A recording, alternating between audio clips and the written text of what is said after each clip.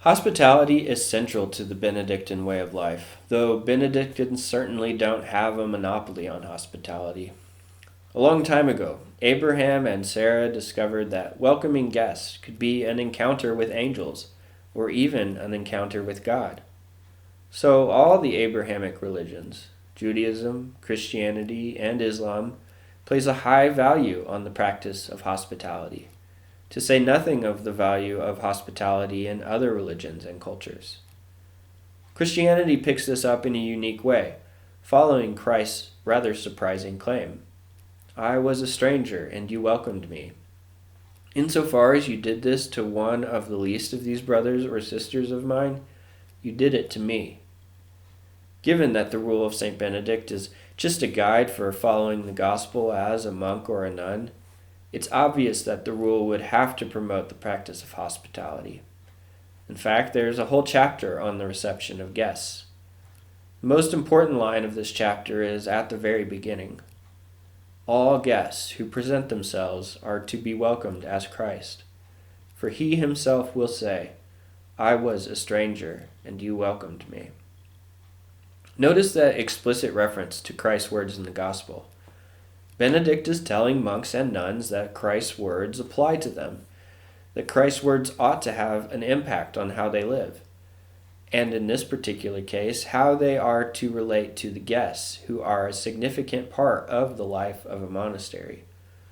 All guests who present themselves are to be welcomed as Christ. Now, that's a tall order to live up to.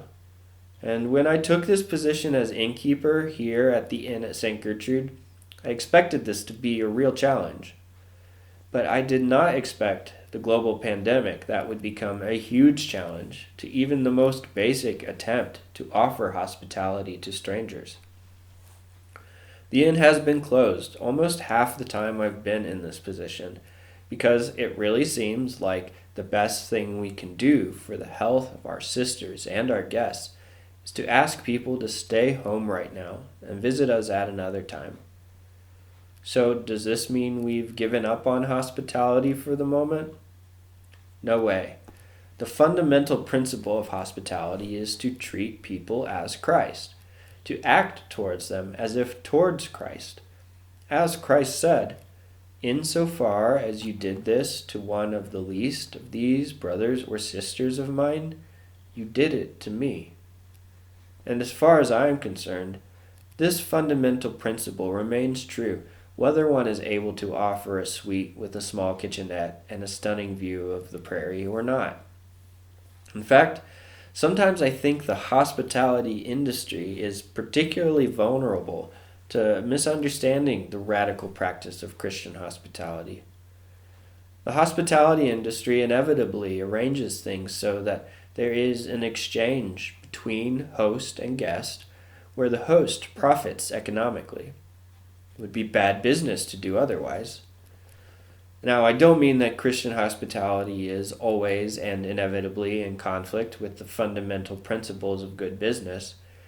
I'm just pointing out that Christian hospitality is fundamentally something much more than a hotel named after a saint, or even an inn at a monastery. There is no doubt that the coronavirus pandemic has disrupted good business. But if that is all the inn at St. Gertrude's is, then we were never living up to the monastery's mission of healing hospitality. I think our guests know that the inn is more than a business. It's a tangible structure that makes it possible, when it's possible, for the monastery to offer healing hospitality to their guests. But the substance of that hospitality is not the bird-themed decor, or the comfortable beds, or even Sister Chanel's delicious cake. The substance of hospitality here at the monastery is the spirit of peace in which we will do our best to recognize Christ in you. I want to tell a quick story about Benedictine hospitality. I had heard before my first visit to a monastery that monks and nuns are supposed to greet guests as Christ, but I really wasn't quite sure what to expect. And then, An elderly monk named Brother Rene did it. He saw Christ in me, and as he did so, Christ revealed himself to me through Brother Rene. I didn't stay at the monastery that night. I stayed at a hotel in town, but the hotel didn't change my life. I don't even remember the name of the hotel. But after meeting Brother Rene, my life took an entirely different direction than I expected. I wasn't Catholic. I wasn't really interested in monasticism until I met this man who greeted me as Christ. So, business has been disrupted, but don't let this totally disrupt your spiritual life. Or if you do, let it disrupt your spiritual life the way that Brother Rene disrupted mine. You are more than the work you do. You are worth more than your bank account.